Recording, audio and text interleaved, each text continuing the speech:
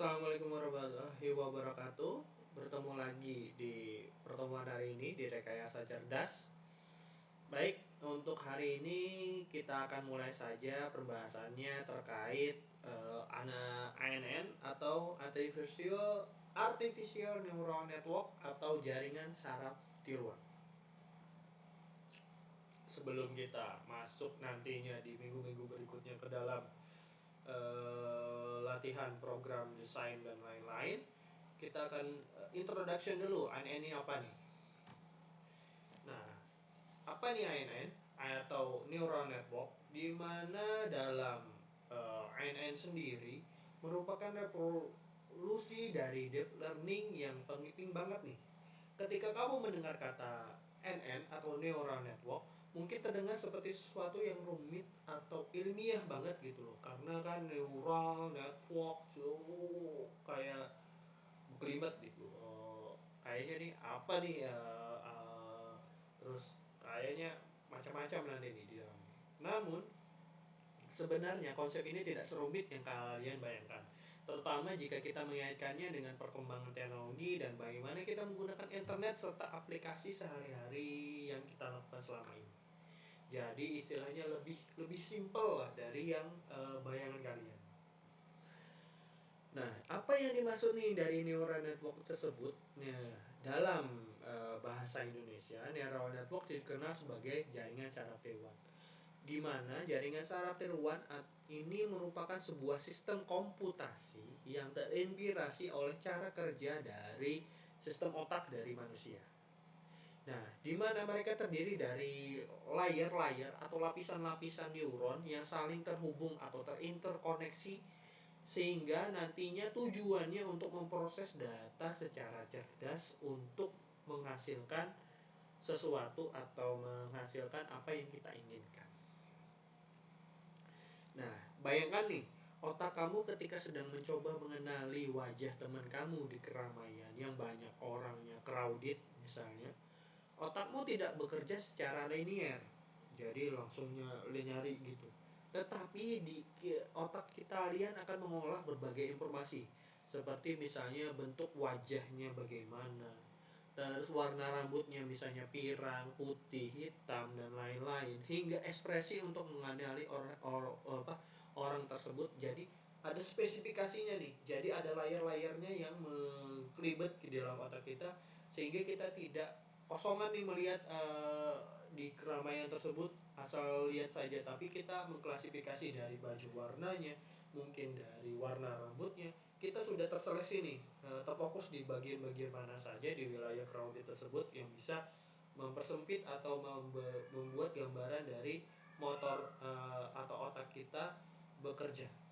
Nah, neural network juga bekerja dengan prinsip yang sangat mirip. Jadi, dari layer-layer tersebutlah yang menjadi klasifikasi untuk menentukan tujuan atau target di mana klasifikasi teman kalian tersebut. Hanya saja bedanya tadi dengan otak kita yang berpikir, sekarang dilakukan oleh mesin. Nah, metode neural network ini sangat efektif dalam berbagai aplikasi, mulai dari pengenalan suara di smartphone, filter spam di email, hingga rekomendasi film di platform streaming. Itulah mengapa penting banget nih buat kita memahami apa itu neural network dan bagaimana pengaruhnya dalam kegiatan sehari-hari. Nah, nih apa ini metode atau apa itu di neural network ini, atau metodenya gimana sih biar bisa kita mengetahui secara dalam? Langsung masuk saja, di mana metode neural network adalah teknik yang digunakan untuk dalam machine learning untuk memodelkan hubungan antara input dan output berdasarkan data. Jadi ada menghubungkan input dan output berdasarkan data yang ada. Jadi data itu diproses, nantinya dari layer-layer tersebut akan menghasilkan output yang kita inginkan dari input tersebut. Jadi dari klasifikasi wajah tadi, matanya gimana, rambutnya gimana, bajunya, dan lain-lain, itu nanti masuk dalam layer, diseleksi, nanti outputnya tersebut adalah teman kalian tersebut. Istilah ini sering dikaitkan dengan deep learning, sebuah cabang dari machine learning yang menggunakan neural network dengan banyak lapisan. Nah, atau deep neural network untuk menangani tugas-tugas yang kompleks yang tidak bisa dijelaskan atau dijabarkan secara sederhana. Contohnya, neural network yang sering digunakan adalah dalam pengenalan gambar atau suara. Misalnya, ketika kamu menggunakan fitur pencarian gambar search di internet atau Google Assist suara seperti Siri atau Google Assist, maka nanti di balik layar ada neural network yang bekerja keras untuk memproses atau memahami input yang kalian berikan. Misalnya, misalnya, eh, carikan saya buku Electrical Engineering dari penerbit ini, tahun ini, nama judul bukunya ini. Nanti Google Assist itu akan yang menangkap. Nah, neural network tadi, proses neural network tadi dari layar-layar tersebut, dari satu kalimat tersebut nanti dipecah-pecah nih dalam bentuk layar. Oh, ini disaring, ini berarti namanya ini dalam kasih buku, ini dalam klasifikasi namanya, nama penjudulnya, ini dalam kasih tahunnya. Nanti dari layar-layar tersebutlah didapatkan spesifik data tersebut, output tersebut yang sesuai dengan apa inputan yang kita berikan. Dalam neural network terdapat berbagai algoritma yang membantu proses pembelajaran mesin atau machine learning.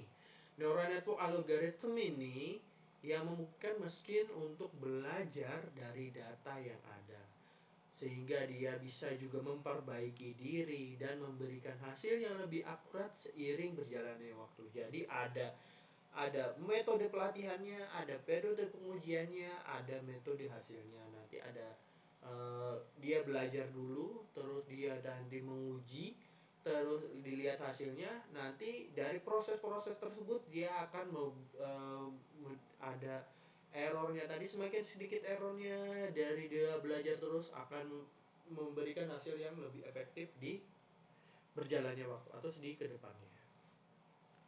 Apa saja nih metode neural network? Jadi ada berbagai metode neural network yang sering digunakan dalam pengembangan AI dan machine learning. Yang paling populer yang pertama adalah perceptron, di mana itu adalah jenis neural network yang paling sederhana. Ia hanya terdiri dari satu lapisan neuron dan digunakan untuk tugas-tugas yang simpel yang mudah. Yang kedua itu adalah multi-layer perceptron. Ini adalah versi yang lebih kompleks dari perceptron dengan banyak lapisan. Jadi ada beberapa lapisan. Multi-layer perceptron ini digunakan untuk tugas-tugas yang lebih kompleks seperti pengenalan pola, klasifikasi data, dan lain-lain. Ada juga Convolutional Neural Network atau CNN. CNN sangat populer dalam pemrosesan gambar, video.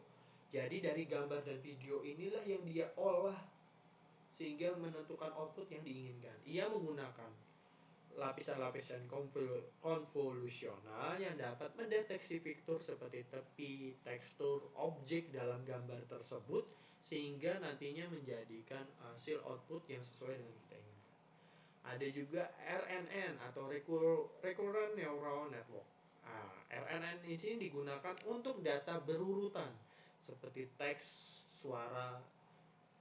Ia memiliki kemampuan untuk mengingat, remembering dari urutan tersebut atau informasi-informasi sebelumnya, sehingga nanti membuatnya ideal untuk tugas seperti pemrosesan bahasa alami dan lain-lain. Ini tadi metode-metode yang bisa digunakan dalam neural network: perceptron, MLP, CNN, RNN. Nah, neural sendiri artinya apa sih? Kita sudah belajar tadi neural network, tapi neural sendiri apa sih? Jika kita menuju pada istilah neural, berarti itu berasal dari kata neuron, yang merupakan unit dasar dari sistem otak pada sistem saraf, atau sistem otak dan sistem saraf. Dalam konteks neural network, kata neural sendiri mengacu pada jaringan saraf tiruan yang meniru cara kerja neuron-neuron di dalam otak. Jadi istilahnya neural sendi mengambil cuplikan dari jaringan dari neuron di otak kita di mana eh, neural network ini mempelajari bagaimana neuron-neuron di otak kita bekerja. Nah, direplikasikan nih menggunakan jaringan saraf tiruan yang menggunakan machine learning. Neuron di otak manusia berkomunikasi satu sama lain melalui sinyal listrik dan kimia. Pada neural network, neuron berkomunikasi dengan saling mengirim sinyal dalam bentuk angka. Dalam bentuk angka. Di mana prosesnya ini memungkinkan mesin untuk belajar dari data yang diberikan atau data yang sudah ada. Jadi dia ada datanya diuji, dipelajari, akan menentukan hasil yang diinginkan. Kelebihan dan kekurangan neural network sama seperti teknologi-teknologi yang lain. Apa itu neural network memiliki kelebihan dan kekurangan sendiri? Pasti. Penting untuk mengetahui ini agar kita bisa memaksimalkan dengan optimal. NN itu digunakan untuk kebutuhan yang mana nih? Cocoknya yang mana nih? Bagaimana nih poin powernya di neural network? Kelebihannya yang pertama itulah kemampuan belajar dari data, di mana neural network dapat belajar dari dan meningkatkan kinerjanya seiring waktu dengan semakin banyaknya data yang diberikan. Jadi neural network itu tidak terbatas oleh data. Jadi semakin banyak yang dia pelajari maka semakin bagus hasil yang atau output yang dikeluarkan. Fleksibel, neural network dapat digunakan dalam berbagai aplikasi mulai dari pengenalan suara, teks hingga gambar, angka maupun tegangan dan lain-lain itu masih bisa. Biasanya kan kalau tegangan itu dalam bentuk satuan angka. Otomatisasi tugas. Banyak tugas yang sebelumnya memerlukan interferensi manusia kini dapat diotomasi atau automatically menggunakan neural network seperti deteksi penipuan dan filter spam itu bisa di cover melalui NN. Kekurangannya butuh banyak data, di mana untuk mencapai hasil yang akurat neural network membutuhkan data dalam jumlah yang besar. Jadi proses learningnya itu dari hasil sampling tadi. Semakin banyak samplingnya, semakin besar atau akurat hasil yang didapatkan. Proses pelatihan yang lama, di mana melatih neural network bisa memakan waktu yang lama dan memerlukan sumber daya komputasi yang besar. Kenapa begitu? Karena tadi semakin banyak semakin besar, semakin banyak juga semakin akurat, tapi prosesannya karena berlayar-layar tadi dia butuh klasifikasi persatuan. Jadi makanya semakin besar daya komputasinya, daya countingnya, daya pengujiannya. Kurang transparansi, di mana neural network sering dianggap sebagai black box atau kotak hitam karena sulit memahami bagaimana ia mengambil keputusan. Karena kan tadi kan konsepnya adalah layar-layar tersebut cabang-cabangnya itu bisa 1000, bisa 100, bisa 10, tergantung dari kompleksitas inputan atau data yang kita miliki.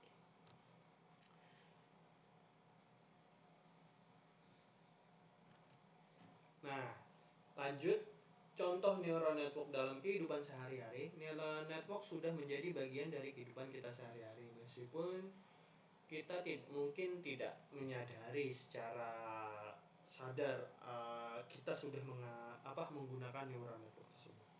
Contohnya itu adalah rekomendasi produk, misalnya dari yang bawah dulu ya kita ya. Rekomendasi produk. Ketika kamu belanja online, neural network digunakan untuk merekomendasikan produk berdasarkan apa yang pernah kamu lihat atau beli sebelumnya. Jadi kayak semacam filter. Jadi niche atau istilahnya kebiasaannya kamu lihat apa nih, misalnya melihat makanan nanti di Instagram kalian itu referensinya ya makan makanan, misalnya anime ya di Instagram kalian ya nanti referensinya atau rekomendasinya ya anime, komik dan lain-lain. Itu salah satu neural network bekerja di dalam rekomendasi produk-produk, misalnya kalau dalam spesifiknya misalnya kalian pernah browsing terkait misalnya beli baju dan lain-lain, maka nanti yang keluar kebanyakan akan baju-baju yang seperti yang kalian rekomendasikan. Yang kedua itu seperti Siri, Google Assist atau asisten virtual ya. Asisten virtual seperti Siri, Google Assist, dan Alexa yang menggunakan neural network untuk memahami dan merespon dari perintah suaranya. Jadi nanti dipahami dulu dia merespon apa dari apa kalimat yang akan kalian sampaikan. Pengenalan wajah. Teknologi ini digunakan untuk media sosial untuk menandai teman dan foto, atau di smartphone kalian membuka kunci layar. Biasanya kan ada face recognition.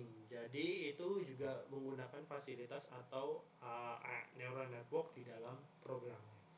Mobil otonom, ya, seperti kita tahu banyak sekarang yang mobil otonom. Mobil ini tanpa pengemudi menggunakan ANN untuk memahami lingkungan sekitar dan membuat keputusan saat mengemudi. Jadi ANN digunakan dalam mobil otonom untuk memproses data yang ada di lingkungan sekitar, terus menentukan keputusan apa yang baik terhadap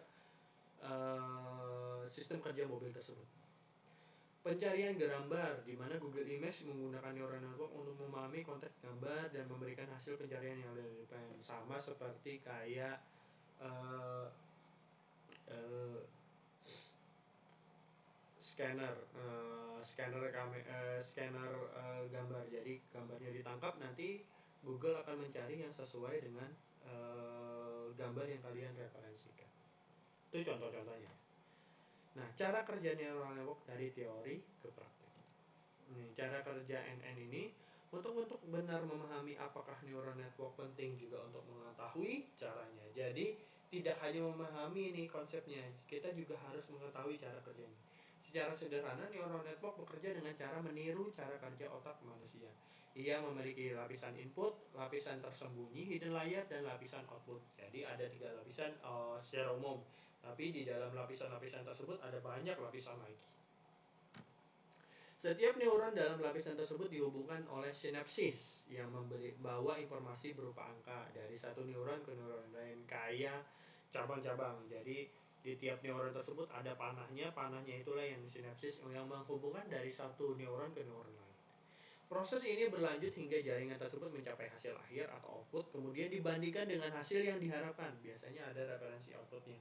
Nah, ini perbandingan ini kalau errornya sedikit dan hasil akurasinya tinggi, maka akan menjadi referensi untuk neural network mencapai hasil yang terbaik.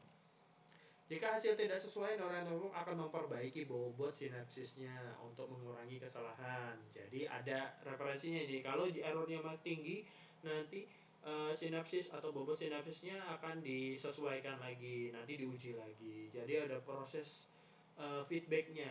Inilah yang membuat tadi besar dayanya dalam proses neural network. Proses ini disebut sebagai pembelajaran atau training dan dilakukan berulang-ulang hingga jaringan dapat memberikan hasil yang akurat terhadap data yang kita inginkan. Lanjut ke revolusi deep learning dan masa depan neural network, di mana revolusi dari masa depan neural network ini, di mana dengan berkembangnya deep learning, neural network telah mengalami revolusi besar. Sekarang kita dapat melatih model yang jauh lebih dalam dan kompleks yang mampu menangani tugas-tugas yang sebelumnya dianggap mustahil bagi mesin. Namun dengan segala kelebihannya, neural network juga menimbulkan tantangan etis dan teknis. Jadi ada powernya, tapi juga harus yang power tersebut melebihi batas dari etis dan kode teknisnya. Tapi itu juga walaupun jadi keuntungan juga menjadi permasalahan nantinya. Jadi harus dibuat batasan-batasan yang logis. Nah, penggunaan neural network dalam pengambilan keputusan kritis seperti diagnosis medis atau penilaian kredit membutuhkan transparansi dan keandalan yang lebih tinggi. Di mana kedepannya nanti neural network machine learning akan terus berkembang dan menjadi lebih terintegrasi di kehidupan kita. Jadi dengan memahami apakah itu NN dan bagaimana cara kerjanya, kita bisa lebih siap menghadapi masa depan di dalam era teknologi yang semakin canggih. Yang sekarang mobil jalan sendiri, terus rumah sudah bisa dimonitor lewat HP, listrik dan lain-lain bisa dimonitor dengan HP, masak sudah pakai listrik dan lain-lain, panel surya dan lain-lain. Itu revolusi AI, eh, yang lebih smartphone lebih lebih lebih cerdas lagi, kamera-kamera atau gambar-gambar bisa diedit, dimodifikasi dan lain sebagainya. Nah, kesimpulannya, neural network adalah teknologi yang sangat kuat dan telah merevolusi banyak aspek kehidupan kita. Dari asisten virtual hingga mobil otonom, teknologi ini terus berkembang dan memberikan dampak signifikan yang di dalam kehidupan kita sehari-hari. Namun penting bagi kita untuk memahami baik kelebihan maupun kekurangan NN ini serta cara kerja aplikasi praktisnya dalam kehidupan sehari-hari. Dengan demikian kita dapat memanfaatkan teknologi dengan baik dan bijak tanpa menyalahi prosedur-prosedur kode etis dan teknis di dalam tidak melanggar hukum dan lain-lain. Namun penting bagi kita untuk memahami baik kelebihan maupun kekurangan neural network serta cara kerjanya dan aplikasi praktisnya dalam kehidupan sehari-hari. Dengan demikian kita dapat memanfaatkan nih teknologi ini dengan lebih baik dan bijak. Nah, sampai di sini saja dulu introduction-nya. Mungkin minggu depan akan lebih spesifik lagi nih terkait inti-inti di dalam neural network. Terus juga kita akan mencoba bagaimana memproses program di dalam neural memproses pemrograman di dalam neural network sehingga nantinya dapat disimulasikan ke dalam sistem, salah satunya adalah sistem transmisi atau distribusi jaringan tenaga listrik. Baik, itu saja untuk presentasi hari ini. Bapak mohon maaf kalau ada salah kata. Assalamualaikum warahmatullahi wabarakatuh.